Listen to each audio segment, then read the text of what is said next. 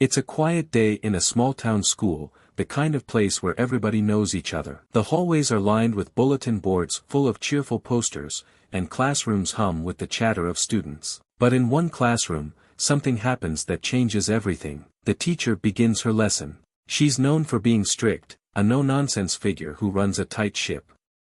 For some, her style is intimidating. For others, it's just plain harsh.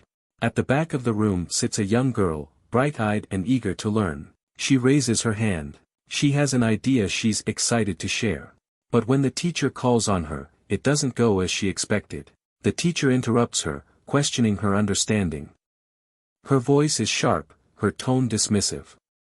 Do you even know what you're talking about? Maybe if you tried harder, you'd get it. Laughter ripples through the classroom. It's not cruel laughter, but nervous and awkward. The kind of laughter that says, "I'm glad it's not me." The girl's face flushes, her words faltering. She looks down at her desk, feeling smaller with every passing second. A few rows away, another student quietly pulls out their phone. They've seen this happen before, not just to her but to others too. This time, they decide to capture it. Later that evening, the video finds its way online. Within hours, it's everywhere. Hashtags like #JusticeForHer and #StopBullyingInSchools start trending. People across the country are sharing their own stories, saying, this isn't just one school. It's everywhere. As the video spreads, the young girl's life changes overnight. She starts receiving messages from strangers, some offering support, others asking questions. How do you feel? What's next? Her parents sit with her at the dinner table, trying to make sense of the sudden attention. The world outside their small town seems to be closing in. But this isn't just a story about a teacher or a student. It's about a system that's been failing students for years. The school, celebrated for its academic achievements, has a dark side. It's a place where favoritism is common, where certain students are lifted up while others are quietly pushed aside. For years, students from marginalized backgrounds have felt invisible, their struggles overlooked. The young girl in the video? She's no stranger to these feelings. She's worked hard, harder than most, to prove she belongs. But moments like this chip away at her confidence. She goes home that night, her mind swirling with questions. Why me? Am I not good enough? She finds it hard to sleep, replaying the moment over and over in her mind. The video spreads quickly, reaching the school's principal. He's shocked to see it. And there's a twist, the girl in the video is his daughter. Suddenly, this isn't just a professional issue, it's personal. He's torn. As a father, he wants to protect his child. As a principal, he knows he has a responsibility to address the situation fairly. The pressure is immense. The next morning, the principal calls a staff meeting. There's tension in the room. The teacher at the center of the video sits quietly, avoiding eye contact. The staff discusses what to do, how to handle the fallout. But no one can ignore the fact that the video has exposed more than just one incident, it has shown a light on a broader culture of favoritism and dismissal. Meanwhile, the community is in an uproar. Parents are demanding answers.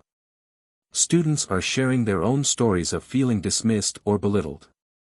Town hall meetings are packed, emotions running high. At one meeting, the young girl stands up to speak. Her voice trembles, but her words are powerful. I just want to be treated like everyone else, she says. We all deserve respect. Her courage inspires others to come forward. Students talk about moments when they felt silenced. Parents share their fears for their children. Slowly, a picture begins to emerge. This isn't just about one teacher. It's about a culture that's gone unchecked for too long. As the days go by, the young girl begins to find her voice. She sits down with her parents to write an open letter to the school and the community. In it, she shares her story, not just about the video, but about all the little moments that led up to it. The subtle comments, the dismissive attitudes, the times she felt invisible. Her letter is shared widely, and soon, other students begin writing their own. The school takes action. The teacher is suspended and required to undergo sensitivity training. New policies are introduced, focusing on inclusivity and accountability. It's a start, but for many, it feels like too little, too late. The principal makes a public statement, apologizing for what happened and pledging to make changes. But trust is hard to rebuild. For the young girl, the journey is far from over. She carries the scars of that day, but she also finds strength in her experience. She becomes an advocate, speaking out about the importance of respect and fairness in schools. Her story inspires others to do the same, sparking a movement that goes far beyond her small town. Months later, the young girl is invited to speak at a national conference on education reform. Standing on a stage in front of hundreds of people, she takes a deep breath and begins. "I'm not here because I wanted to be," she says. "I'm here because I had to be. Because no one should ever feel the way I did that day." Her speech is met with a standing ovation. And as she steps off the stage, she realizes that her story has become something bigger than herself.